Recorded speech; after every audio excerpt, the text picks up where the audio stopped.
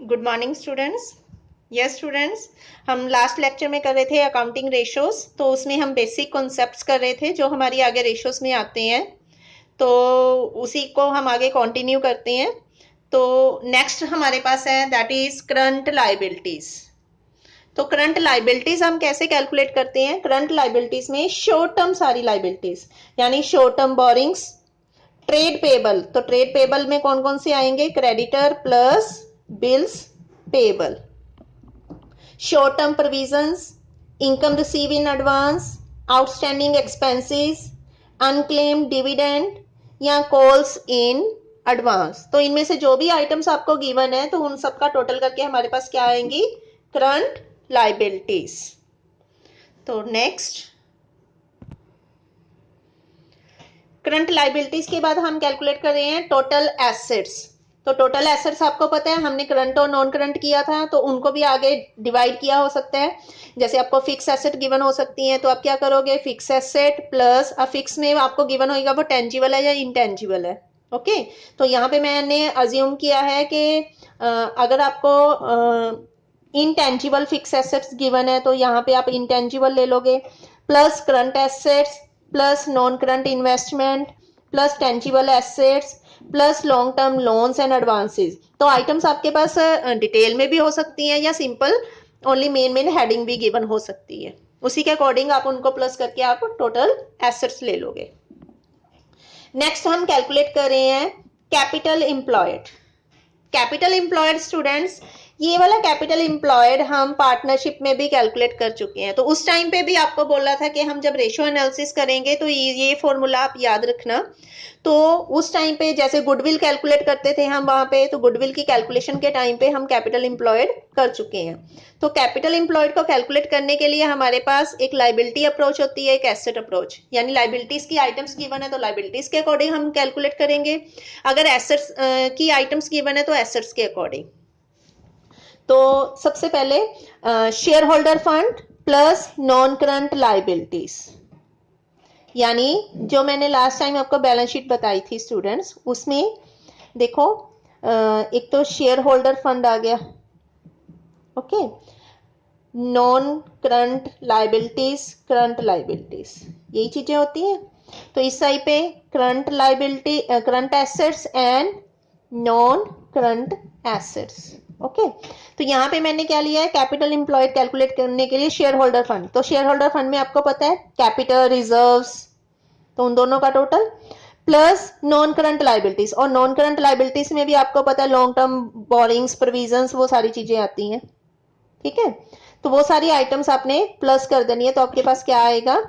Capital employed. Next, आप asset approach में से कैसे कर सकते हो? अगर आपके पास नॉन करंट एसेट्स गिवन है, ये चीज गिवन है, ठीक है, देन एक वर्किंग कैपिटल गिवन है, या आपके पास एक ये गिवन है, एक ये गिवन है, तो आप क्या करोगे? टोटल एसेट्स में से करंट लाइबिलिटी माइनस कर दोगे तो आपके पास ये बच जाएगा। ठीक है, तो अब अगर वर्किंग कैपिटल गिवन है तो आपका पता है current assets minus current liabilities, that is working capital, तो वो इसमें से प्लस कर दो। तो आपको जैसे भी सिचुएशन गिवन है आपने ये फॉर्मूला याद रखना है कि लाइबिलिटी साइड पे कौन कौन सी आइटम्स आती हैं, देन एसेट साइड पे कौन कौन सी आइटम्स आती हैं। तो आपको इजिली आप कोई भी चीज कैलकुलेट कर सकते हो। Okay, next, next is cost of revenue from operation. ये भी +1 में आप कर चुके हो। इसको एक वर्ड है that is cost of goods sold. वही सेम है, कंपनी के केस में हम इसको बोल देते हैं cost of revenue from operations.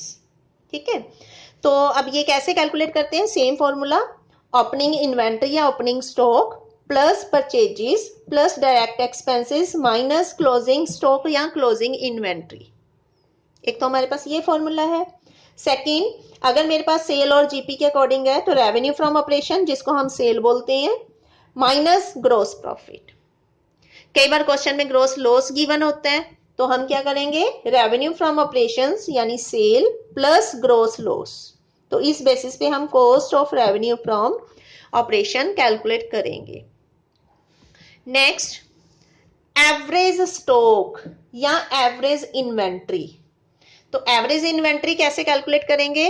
आपके पास क्वेश्चन में गिवन होएगा ओपनिंग इन्वेंट्री या opening stock plus closing inventory या क्लोजिंग स्टॉक, दोनों को प्लस करके डिवाइड बाय 2 उनकी एवरेज निकाल लेनी है, दैट इज एवरेज स्टॉक। अब आपको ना आगे जाके फॉर्मूलाज में एवरेज इन्वेंट्री या एवरेज स्टॉक आता है, तो उसकी कैलकुलेशन आप कैसे करोगे क्वेश्चन पे डिपेंड करता है। या तो आपके पास ओपनिंग और क्लोजिंग इन्वेंट्रीज गिवन होएगी, कई बार क्वेश्चंस में ओनली क्लोजिंग इन्वेंट्री गिवन होती है तो ओपनिंग गिवन नहीं होती है। तो उस सिचुएशन में आप क्या करोगे, आप अज्यूम कर लोगे कि जो आपकी ओपनिंग क्लोजिंग इन्वेंट्री है वही आपकी एवरेज स्टॉक है, यानी एवरेज इन्वेंट्री उसी को ही अज्यूम करोगे। तो ये फॉर्मूला नहीं कैलकुलेट करोगे तो क्लोजिंग ही आपकी एवरेज हो जाएगी। It's depend on question. Okay, next हम कैलकुलेट कर रहे हैं ऑपरेटिंग एक्सपेंसेस। तो ऑपरेटिंग एक्सपेंसेस किसके इक्वल होते हैं, जो बिजनेस को ऑपरेट करने में हमारी हेल्प करते हैं, ठीक है, चलाने में। तो वो कौन से होते हैं, employees benefit expenses plus depreciation और and amortisation expenses plus office and administration expenses plus selling and distribution expenses plus कोई डिस्काउंट है, बैड डेट्स हैं या interest on short term loans है। तो इन सब को प्लस कर देंगे, ये सारे एक्सपेंसेस हैं। तो इनके अलावा एक दो एक्सपेंसेस एक्स्ट्रा भी आपको क्वेश्चन में गिवन हो सकते हैं, तो वो यहीं पे नोट डाउन कर लेना। मैंने मेन एक्सपेंसेस यहाँ पे ले लिए हैं जो बार बार रिपीट होते हैं, that is operating expenses. Next हमारे पास है ऑपरेटिंग प्रॉफिट। तो ऑपरेटिंग प्रॉफिट कैसे कैलकुलेट करते हैं, जितना भी आपके पास ग्रॉस प्रॉफिट होता है उसमें से माइनस कर दोगे ऑपरेटिंग एक्सपेंसेस प्लस कर दोगे ऑपरेटिंग इनकम्स। अब ऑपरेटिंग इनकम कौन सी हो सकती है, कोई कमीशन है, कोई डिस्काउंट है, ठीक है। इसके रिगार्डिंग भी स्टूडेंट्स आप ध्यान से देखो, यहाँ पे मैं एक चीज और बना रही हूँ। जब आप प्रॉफिट एंड लॉस अकाउंट बनाते हो, आपने यहाँ पे ग्रोस प्रॉफिट कैलकुलेट कर लिया, देन ग्रोस प्रॉफिट आपका यहाँ पे आ जाता है। उसके बाद आप नेट प्रॉफिट कैलकुलेट करते हो, तो नेट प्रॉफिट में आपके पास जो आप यहाँ एक्सपेंसेस और इनकम्स लेते हो उनको 2 कैटेगरीज में डिवाइड करते हैं। वो कौन सी होती है, या तो वो ऑपरेटिंग होती है या नॉन ऑपरेटिंग होती है, ऑपरेटिंग या नॉन ऑपरेटिंग। तो इनमें से हम क्या करेंगे, अगर आपको ग्रोस प्रॉफिट गिवन है देन उसमें से माइनस कर दोगे आप ऑपरेटिंग एक्सपेंसेस प्लस कर दोगे ऑपरेटिंग इनकम्स, तो आपके पास जो आएगा दैट इज ऑपरेटिंग प्रॉफिट। या आपके पास अगर नेट प्रॉफिट गिवन है तो नेट प्रॉफिट ये आपका कौन सा होना चाहिए, बिफोर टैक्स। इस चीज का ध्यान रखना, अगर टैक्स गिवन है तो टैक्स उसमें से माइनस किया हुआ है, प्लस कर दोगे। तो नेट प्रॉफिट बिफोर टैक्स लेना है, उसमें से प्लस कर दोगे जो नॉन ऑपरेटिंग एक्सपेंसेस है वो प्लस कर दिए, ठीक है, देन माइनस कर दी नॉन ऑपरेटिंग इनकम्स, तो आपके पास वो सारा ऑपरेटिंग वाला रह जाएगा। ओके, दैट इज, ये आपके पास डिपेंड करता है क्वेश्चन पे। अगर ग्रॉस प्रॉफिट से रिलेटेड गिवन है तो ये फॉर्मूला अडॉप्ट करोगे, अगर नेट प्रॉफिट से रिलेटेड गिवन है तो ये फॉर्मूला आप अडॉप्ट करोगे, that is operating profit. Next students, mostly basic जो हम कैलकुलेशंस होती हैं उनसे रिलेटेड हम कर चुके हैं। आगे जो हमने जितनी भी रेशोज हैं उनसे रिलेटेड आगे हम फॉर्मूलाज अडॉप्ट करते हैं, उनको करते हैं। अब उनको करने के लिए आपके पास सबसे फर्स्ट जो रेशो आती है that is current ratio. Current ratio का फॉर्मूला क्या होता है, current assets upon current liabilities.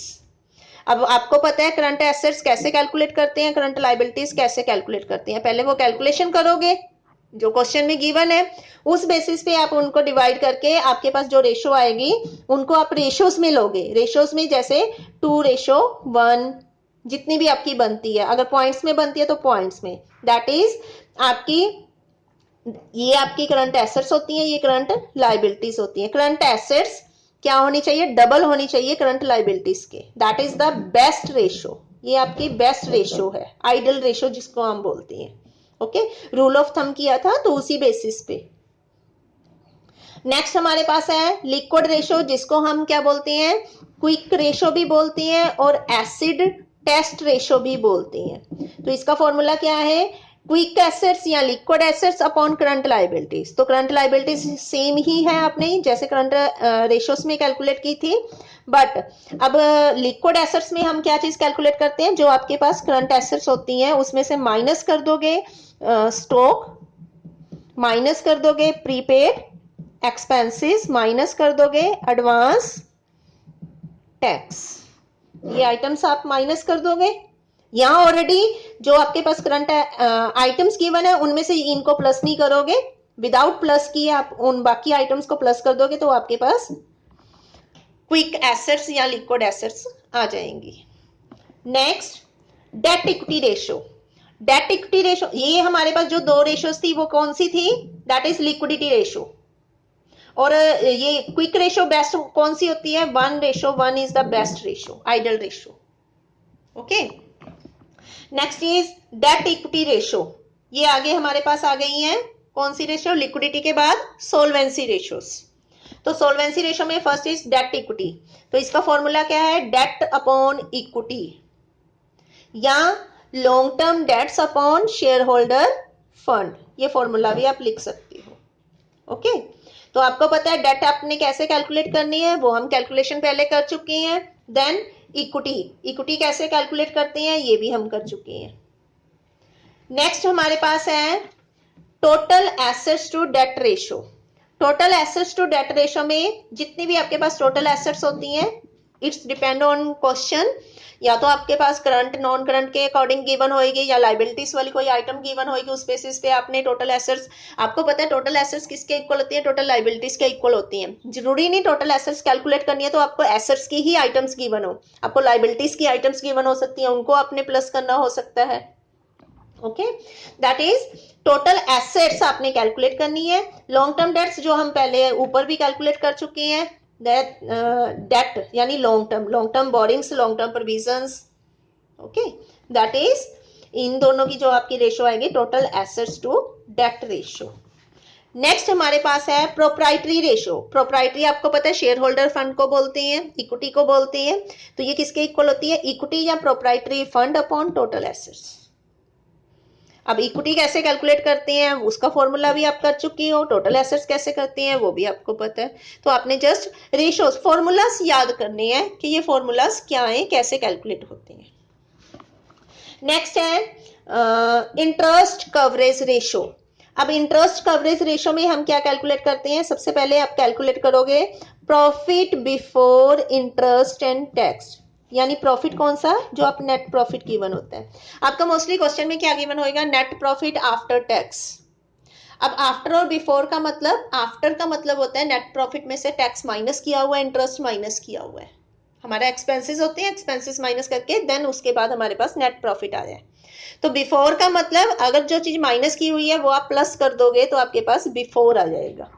तो सबसे पहले आपने क्या करना है, आपके पास क्वेश्चन में पहले आप इंटरेस्ट प्लस कर दोगे, देन उसके बाद आप टैक्स उसमें से उसकी कैलकुलेशन करके प्लस कर दोगे अपॉन फिक्स्ड इंटरेस्ट चार्जेस। अब टोटल इंटरेस्ट कितना बनता है, यानी फिक्स्ड इंटरेस्ट चार्जेस जो आपने चार्ज किया है अपॉन टोटल फिक्स इंटरेस्ट।